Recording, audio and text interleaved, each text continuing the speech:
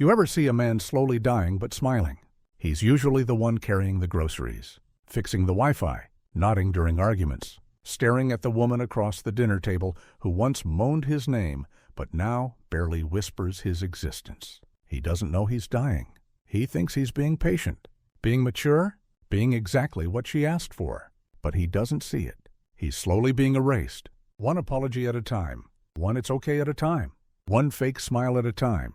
And the most brutal part, he volunteered for it. Let me ask you something no man ever asks out loud.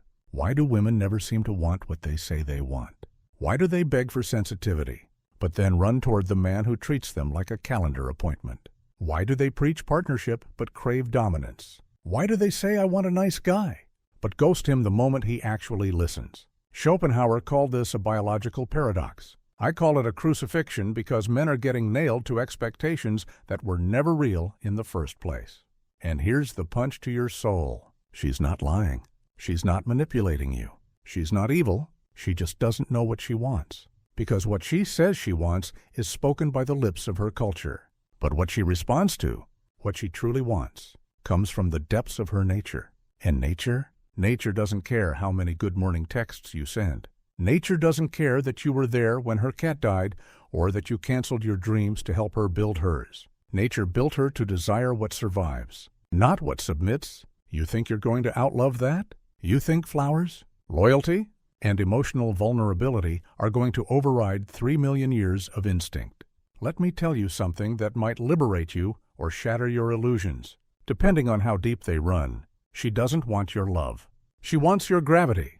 She wants to feel like she's falling into something she can't control but desperately needs. And if you become predictable, soft, always available, always explaining, always catering, she won't hate you. No, she'll just dry up. Schopenhauer didn't sugarcoat it. He wrote, with women, love is easy and remains a matter of the will of nature, not of personal feeling. If that doesn't punch through your romantic delusion, nothing will. Nature uses women to filter out weak men from the gene pool not by violence, but by disinterest. She doesn't need to hit you. She just needs to stop laughing at your jokes. She doesn't need to cheat. She just needs to withdraw that spark in her eyes. And you, thinking it's your fault, will try harder. You'll become more romantic, more agreeable, more open.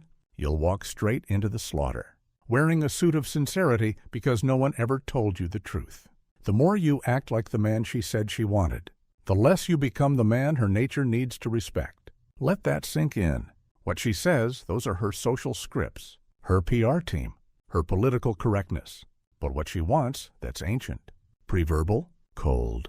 It does not negotiate. It does not care about your intentions. It doesn't read poetry. It smells power. You think you're the good man in her life?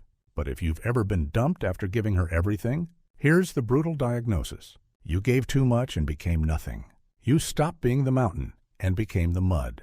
That's what Schopenhauer was screaming when he said, men are by nature more capable of objectivity, while women act more as the instruments of the species. You hear that? You're not being rejected because you're unworthy. You're being rejected because your devotion made you useless to her instincts. You remember the first time she looked at you like you were a god, not just cute, not just charming, sacred. Her eyes lit up like they had just discovered gravity had a name, and it was yours. That look doesn't lie. It's rare. It's raw. And for a moment, you felt immortal. You felt like a man finally seen, not for your job title, not for your bank account, but for something ancient in you that even you didn't fully understand. But do you remember when that look disappeared? You didn't do anything wrong. That's the part that haunts you. In fact, you were more loving, more attentive, more present than ever. But that glow in her eyes dimmed. And in its place, politeness, fatigue, a subtle emotional nausea, like she was trying to convince herself that you still moved her. But you didn't, and neither of you could admit it. That's because the version of you she worshipped was never the version of you that tried to keep her. It was the man who was already complete before she arrived. The man who didn't need her but invited her. The man who had edges, who had boundaries, who had a purpose beyond pleasing her. Schopenhauer said, a man can be himself only so long as he is alone. And if he does not love solitude, he will not love freedom. You know why that's terrifying? Because most men today are not free. not at least emotionally. Their emotions are rented out to the mood swings of a woman who claims to love them but doesn't respect them. And when that respect is gone, your kingdom becomes a daycare. You go from king to caretaker without even noticing it. She says, "You've changed." But the truth is, you softened, and nature does not reward softness without strength. Let me put it straight. You cannot negotiate attraction. You cannot earn desire with loyalty. You cannot beg your way into the throne you once sat on effortlessly. The game is rigged, but it's not broken. You were just never taught the rules. You were taught to interpret her language literally, like a contract. You were taught to believe that when she said, "I want a man who communicates," she meant talk more. No, she meant a man who commands clarity with his presence. When she said, "I want vulnerability," she didn't mean tears and journal entries. She meant a man who has tamed his chaos and offers it selectively, like fire to a cold world. She's not lying. She just doesn't speak your language. And Schopenhauer saw this misalignment with X-ray vision. He didn't write fairy tales. He wrote autopsies of love, of illusion, of male suffering. He said, in their hearts, women think that they were created only for the propagation of the species, and not for the sake of man himself. Which means what? It means nature programmed her to select, not to understand. She is not trying to know you. She is trying to feel you. And feelings are not fair. They are not moral. They are not earned. They are drawn like iron to a magnet, or not at all. You're not competing with other men.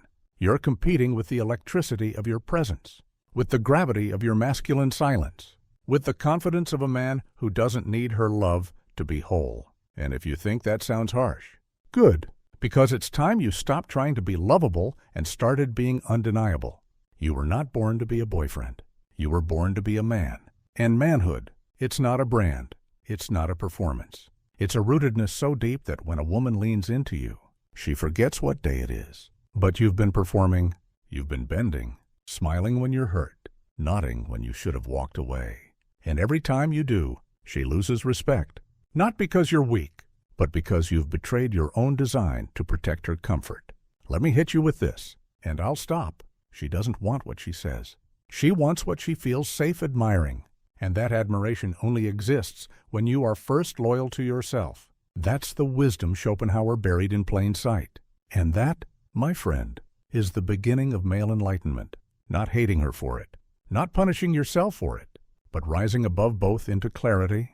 Here's a secret no man tells his son, but every man learns the hard way. A woman doesn't fall for your effort. She falls for your energy. Effort is transactional. Energy is spiritual. You can buy her gifts, plan the perfect date, write her poetry, cry in her arms, and it may all mean nothing if in that moment your spirit is starving. Because when your masculinity is malnourished, everything you give starts to rot in her hands.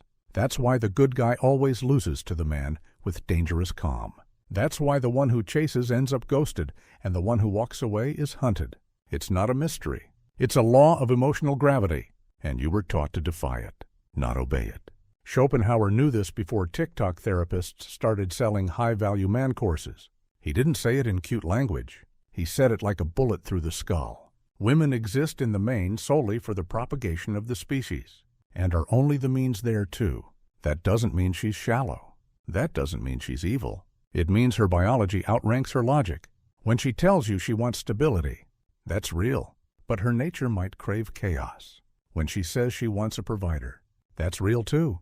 But her soul may pulse at the presence of a man who needs nothing from her. She's torn between her social self and her primal self. You, my brother, are collateral in that battle if you don't understand it. And here's the punchline that will either free you or flatten you. She's not confused. You are, because you believed the instructions instead of reading the energy. You heard her say, "I want you to be more emotionally available." So you opened up like a floodgate, spilling your every insecurity in the name of transparency. But what she actually needed was your emotional leadership, a man who can hold tension without dissolving into it, a man who feels deeply but doesn't become what he feels. She doesn't want to be your therapist. She wants to be magnetized by your presence. That's not romanticism. That's instinct. And when you lose that presence, she doesn't announce it. She doesn't scream it. She doesn't explain it. She just gets quiet. She stops asking questions, stops complaining, stops initiating, and you think it's peace. but it's actually the funeral music of a dying attraction. This is where most men unravel, because now they're fighting a ghost. They start buying more gifts, booking more dinners, making more promises, but she's already checked out. She doesn't want your answers anymore because the question of you has already been resolved in her nervous system. You're no longer the mountain. You're the mudslide. And the tragic part, you became that for her. In trying to protect the relationship, you sacrificed the very you she once respected. You went from leader to pleaser, from edge to echo, and no woman alive stays attracted to an echo. Now hear this because it's the turning point. You can't reverse this with romance. You can't revive the attraction with gifts, texts, or tearful monologues. You only fix this by resurrecting yourself. And that resurrection doesn't begin with her. It begins the moment you say to yourself, I would rather be alone than unseen. That's the line. That's the ritual. That's the rebirth. That is what Schopenhauer meant when he wrote, the person who seeks solitude is one who has discovered that the world, particularly the social world, is incapable of satisfying him. That solitude isn't loneliness. It's recalibration. Because when you rediscover your power, your mission, your sharpness, women feel it before you say a word. You don't need to seduce. You just need to stand there unapologetically whole. And suddenly, she wants answers. She wants presence. She wants you again. But now you're not chasing her approval. You're choosing your kingdom. You know what the greatest scam ever sold to men is. That if you love her harder, deeper, louder, she'll love you back the same. That if you just prove how safe, soft, and stable you are, she'll wrap her arms around your loyalty like it's the last fire on earth. That if you show her how hurt you are, how much you care, how you'd die for her, she'll fall to her knees and whisper, finally, a real man. But Schopenhauer knew better, and so do I, because I've bled in that battlefield. I've loved from the depths of my soul only to realize I was pouring wine into a cracked glass. No matter how much you give, if the container is broken or worse, if it's not meant to hold what you are, it will never be enough. You think she left because you weren't good enough. No, she left because she felt too safe. And safe, without strength, becomes boring. She didn't want to leave. Her biology compelled her to. You ever seen a woman fall in love with a man who doesn't even seem to be trying? You call him toxic. You call her delusional. But what you're witnessing is nature obeying itself. Because love, to her body, not her brain, is not a spreadsheet of who was kindest. It's a current, a voltage, a gravitational pull she can't resist. Schopenhauer says the sexual impulse is the most complete manifestation of the will to live. That will he talks about is not rational. It doesn't care about your resume or your playlist of healthy emotional habits. It wants power, vitality, unapologetic masculine force, not domination, but direction, not control, but certainty. That's why she'll say one thing and feel another. That's why she'll post quotes about emotional availability, then date the guy who hasn't answered her texts in a week. And you, my good man, sitting there with your jaw clenched and your heart confused, think you're losing because you're not enough. But the truth is, you're losing because you became too available, too understandable, too explainable.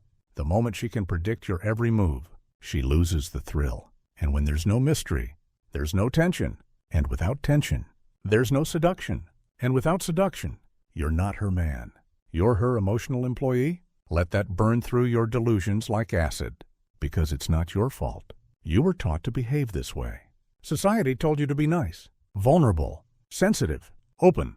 They sold you the lie that comfort equals connection. But in the dark chambers of feminine attraction, mystery outranks comfort every time. That's why Schopenhauer argued, women are instinctively cunning and know that to control a man, they must not always say what they mean nor mean what they say. That's not a jab. That's wisdom. That's understanding the language of her desire, which is not English. It's emotion, tension, charge. And if you can't speak it, you'll misread every signal she sends. You'll mistake her silence for distance when it might be a test. You'll mistake her emotional waves for instability when they're actually the ocean asking if your ship can handle her. You'll hear her say, I'm fine, and believe her, when a stronger man would know that's your moment to lead. But how can you lead when you've never learned to stand? How can you be her calm if you've never mastered your storm? You think being a man is about pleasing? But Schopenhauer would laugh. He'd tell you being a man is about enduring, about knowing who you are so deeply that not even her confusion can shake you. Because when she says one thing and acts another, you don't panic. You don't beg. You don't text a paragraph explaining your soul. You just sit in the throne of your own energy and let her orbit find you again. Let's land this with the truth most men are too afraid to face. You were never supposed to make her happy. You were supposed to make her feel, and feeling real? Spine-shivering, knee-weakening feeling does not come from comfort. It comes from polarity, from contrast, from the undeniable tension between chaos and control. Her chaos, your control. Her emotion, your groundedness. Her storm, your stillness. That's the eternal dance. You break that dance when you collapse into her moods, when you try to fix her instead of feeling her, when you try to become her therapist instead of remaining her flame. And that's why she drifts. That's why she rewrites history and says, I don't know what happened. I just stopped feeling it. What she's really saying is, you let me lead. And I don't want to lead. I want to surrender. But only to a man who knows where he's going without asking me for directions. Schopenhauer warned us clear as day when he said, a man who is not master of himself is not fit to be the master of anything, least of all a woman's heart. You must understand this. The world will not teach you how to be a man.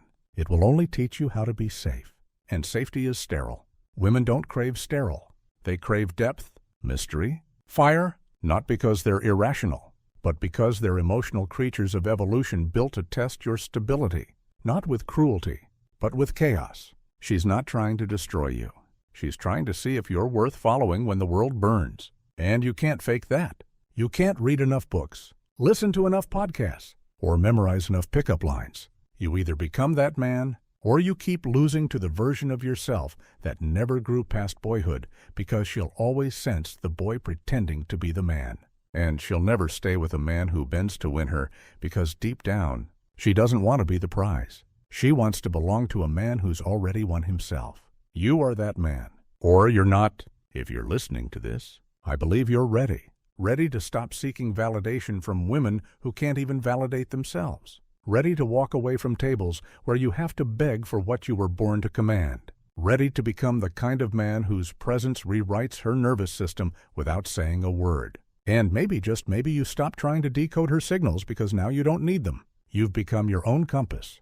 And nothing is more attractive than a man who no longer asks for directions. So if you've been abandoned, overlooked, dismissed, or betrayed, it's not the end. It's your initiation. The heartbreak wasn't punishment. It was a baptism. You don't rise by resenting her. You rise by understanding her nature and mastering yours. Let Schopenhauer be your witness. Let your pain be your curriculum. Let your solitude be your sanctuary, not your sentence. Because in the quiet, you will remember, you were never born to beg. You were born to build. And she will either rise to meet you or disappear trying to test you. Either way, you win